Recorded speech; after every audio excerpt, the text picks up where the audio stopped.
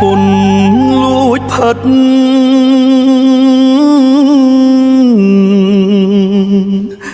មិនអាណិតប្តីខំប្រឹងរាល់ថ្ងៃដើម្បីគ្រួសារមិនសូវមានពេលនៅក្បែរជីវ៉ាអូនបងពៀនថាបងមិនខ្វល់ខ្វាយឥតធីពល Facebook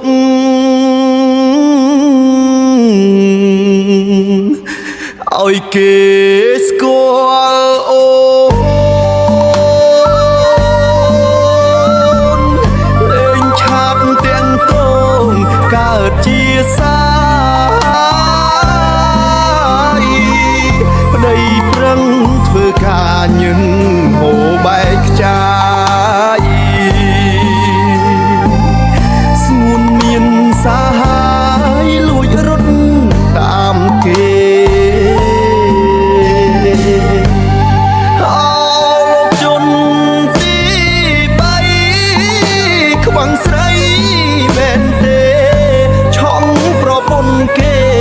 មិនអាសូ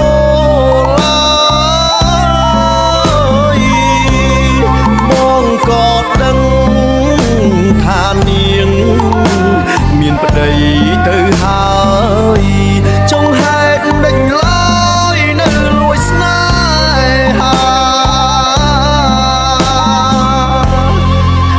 សូមផ្ដាំបងប្អូ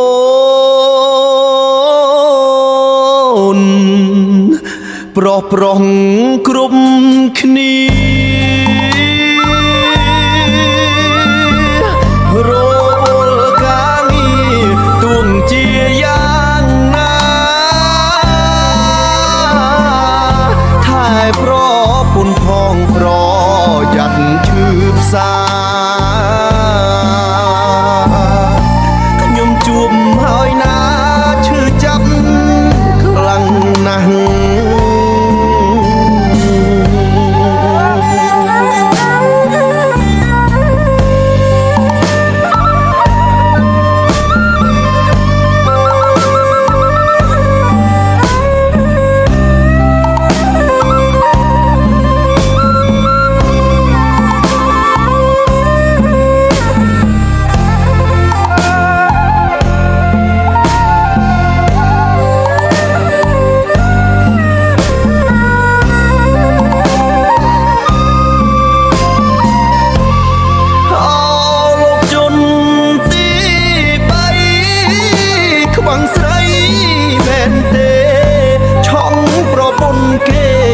មិនអាសូរឡើយបងក៏ដឹងថានាងមានប្តីទៅហើយចង់ហេតុដេញឡើយនៅលួចស្នេហាសូមផ្ដាំបងប្អូនប្រុសប្រុសគ្រប់គ្នារវល់ការងារទួងជាយ៉ាងណាថែប្រពន្ធផងប្រយ័ត្នឈឺផ្សាខ្ញុំជួបហើយណាឈឺចាប់ខ្លាំងណាស់លោកជន់ទី3ខ្វាំងស្រីមែនទេឆក់ប្រពន្ធគេមិនអាសូរឡើយបងក៏ដឹងថានាងមានប្តីទៅហើយចង់ហេតុដេញឡើយនៅលួចស្នេហាសូមផ្ដាំបងប្អូ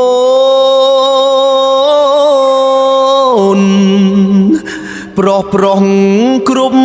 គ្នារលការងារទួងជាយ៉ាងណាថែប្រពន្ធផងប្រយ័ត្នឈឺផ្សាខ្ញុំជួប